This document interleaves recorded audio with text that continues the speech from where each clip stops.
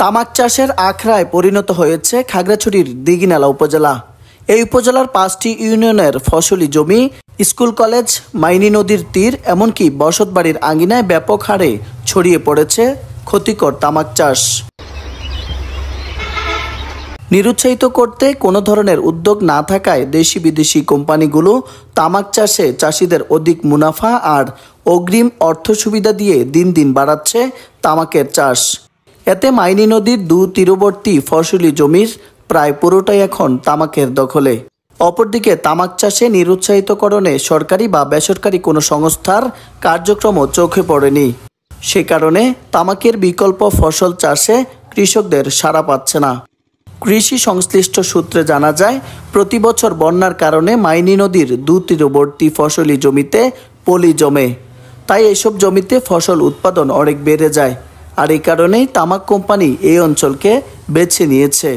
সংশ্লিষ্ট সূত্র মতে দিঘিনালায় এবছর 4 থেকে 500 জন চাষি প্রায় 1200 একর জমিতে তামাক চাষ করছে। তামাক শুকাতে পুরো উপজেলায় প্রস্তুত করা হয়েছে 5 শতাধিক চুল্লি। এইসব চুল্লিগুলোতে জ্বালানি হিসেবে ব্যবহৃত হয় বিশাল পরিমাণ কাঠ। তামাক চাষিদের কোম্পানি অগ্রিম লোন, সার, বীজ ও কীটনাশক প্রদান এবং উৎপাদনের পর কোম্পানি কর্তৃক তামাক কিনে নেন। অপরদিকে অন্যান্য কৃষি ফসল, ভুট্টা, আখ, সূর্যমুখী ফুল, আলু সহ অন্যান্য শাকসবজি চাষাবাদ করলে বিক্রয়ের নিশ্চয়তা না থাকায় প্রান্তিক চাষিরা তামাক চাষে বেশি আগ্রহী। এই জন্য আমরা অন্য কোনো চাষ করি না। সবজি করলে মনে করেন যে এখন দাম কম, এই জন্য আমরা এগুলো করতেছি না। আমরা তামাক করি, তামাকে আমাদের মোটামুটি ইনকাম আছে। সরিষা, ভুট্টা চাষ ধরেন কোম্পানি যদি থাকতো তাহলে আমরা ওইগুলো আমরা নিশ্চয়তা থাকতো, তাহলে আমরা পাইতাম, করতাম চাষ, তাহলে আমরা তামাক চাষ না করতাম। বর্তমান আমরা ওইগুলা কোম্পানি নাই বিদায় আমরা তামাক চাষ করা লাগে। তামাকের কোম্পানি একটা আছে, এই জন্য আমরা এই চাষ করতেছি। আমরা তামাক চাষ করি। এই তামাক চাষের মাধ্যমে আমরা খুবই লাভবান, উপকৃত আমরা। তার কারণ হচ্ছে তামাকে আমরা যেই মূল্যটা পাই, যেমন মনে করেন আলু আছে, তারপরে মরিচ আছে, টমেটো আছে, তারপরে আপনার বিভিন্ন জাতের সবজি যেমন সরিষা বলেন, সূর্যমুখী বলেন, আমরা যদি এটা উৎপন্ন করি, আমরা কৃষকরা কিন্তু ন্যায্য মজুরিটা পাই না। যার কারণে তামাকটা ক্ষতি হওয়া সত্ত্বেও আমরা এই তামাকের সাথে জড়িত। আমরা জানি এটাতে আমাদের ক্ষতি হচ্ছে, কিন্তু তারপরও আমরা এটার সাথে জড়িত হচ্ছি। তবে বিভিন্ন সভা, সেমিনারে তামাকের ক্ষতিকর দিক তুলে ধরে কৃষকদের নিরুৎসাহিত করা হলেও স্থায়ী কোনো পরিকল্পনা না থাকায় কমানো যাচ্ছে না ক্ষতিকর তামাক চাষ। আমরা মহাসমাবেশে তামাকের ক্ষতিকারক দিক সম্পর্কে তুলে ধরি এবং ওদেরকে বোঝানোর চেষ্টা করি যে তামাক চাষটা ক্ষতিকারক, কিন্তু তারপরও যেহেতু যাদের জমি তারা করে, আমরা তো আর কিছু বলতে পারি না।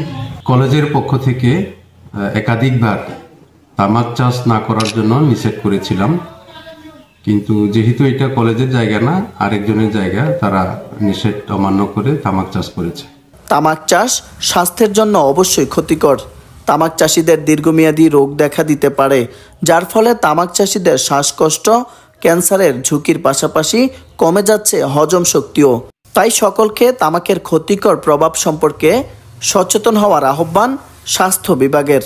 আমাদের অনেক ক্ষতি সাধন হয়, বিশেষ করে লাংসের ক্ষেত্রে আমরা দেখেছি যে ক্যান্সার হয়, নিউমোনিয়া, শ্বাসকষ্ট, হজমের সমস্যা হয়, রোগ প্রতিরোধ ক্ষমতা কমে যায় ইত্যাদি নানাবিধ সমস্যা হয়। এই সকল রোগের হাত থেকে বাঁচার জন্য অবশ্যই আমাদেরকে তামাকের ব্যাপারে সচেতন হতে হবে এবং তামাক চাষ যাতে না হয় এবং আমাদের যুব সমাজকে, আমাদের দেশের মানুষকে যাতে তামাকের ক্ষতিকর প্রভাব থেকে রক্ষা করা যায়, সেই জন্য এই ব্যাপারে আমাদের ব্যাপক প্রচারণা চালানো উচিত এবং যতটুকু সম্ভব আমাদের সবাইকে এই বিষয়ে সচেতন করতে হবে যেন তামাক থেকে সবাই নিজেকে বিরত রাখতে পারে।